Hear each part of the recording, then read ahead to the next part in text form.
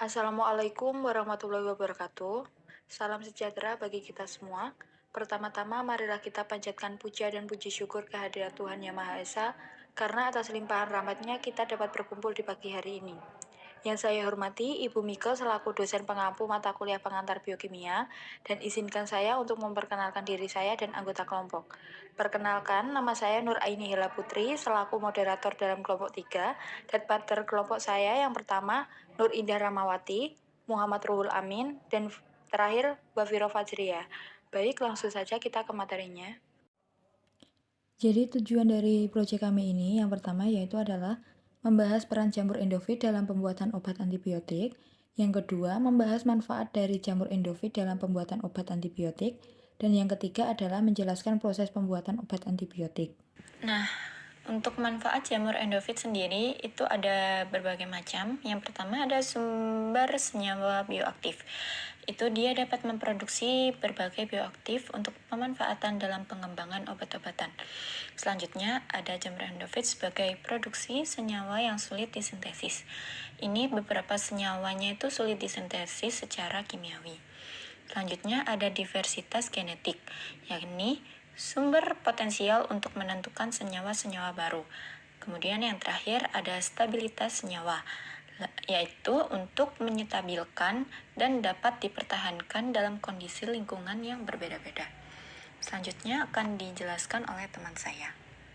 Selanjutnya yaitu tentang latar belakang pemanfaatan mikroba jamur endofit jenis Trichoderma conningiopsis sebagai obat antibiotik telah menarik perhatian dalam beberapa tahun terakhir. Dalam beberapa penelitian, endofit telah ditemukan memiliki aktivitas antibiotik yang lebih baik daripada beberapa antibiotik sintesis yang ada saat ini. Senyawa antibiotik yang dihasilkan oleh jamur endofit sendiri dapat menghambat pertumbuhan bakteri dengan cara menghambat sintesis protein dan menghancurkan sel bakteri. Baik, di sini saya akan menjelaskan apa itu Trichoderma conningiopsis. Trichoderma conningiopsis sendiri adalah spesies jamur yang termasuk dalam genus Trichoderma. Jamur ini termasuk dalam genus Trichoderma yang merupakan genus terbesar dari fungi Ascomycotes. Trichoderma conningiopsis dikenal karena potensinya sebagai agen biokontrol terhadap berbagai patogen tanaman. Trichoderma conningiopsis sendiri memiliki fungsi utamanya adalah menghambat pertumbuhan patogen dengan menghasilkan enzim degradatif dan senyawa sekunder. Trichoderma conningiopsis juga menghasilkan senyawa antibiotik yang membantu melawan pertumbuhan bakteri patogen.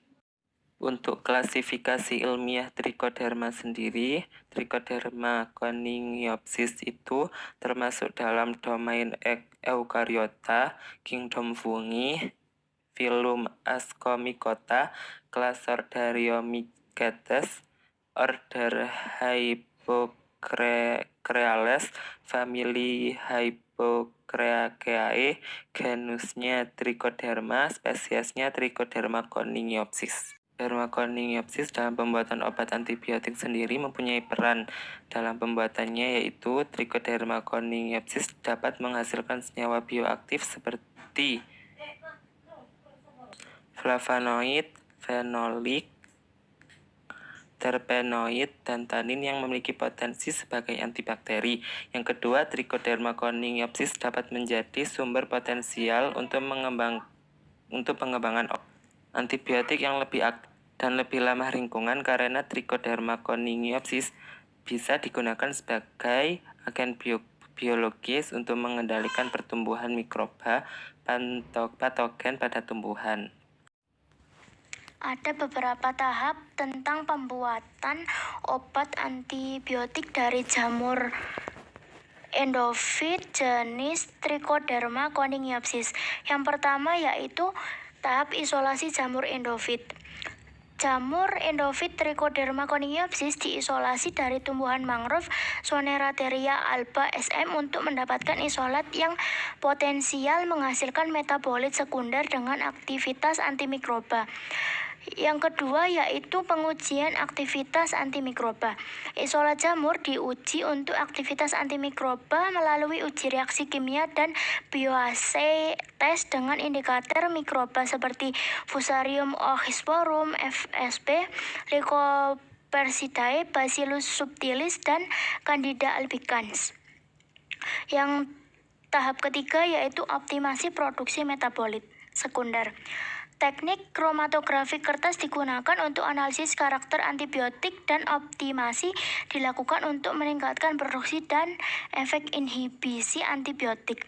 Yang terakhir yaitu tahap pengembangan obat antibiotik. Isolat yang dipilih yaitu seperti CA2 dan NGK1, yaitu dikembangkan menjadi obat antibiotik baru dengan meningkatkan produksi dan efek inhibisi antibiotik melalui penggunaan berbagai sumber karbon dan substrat.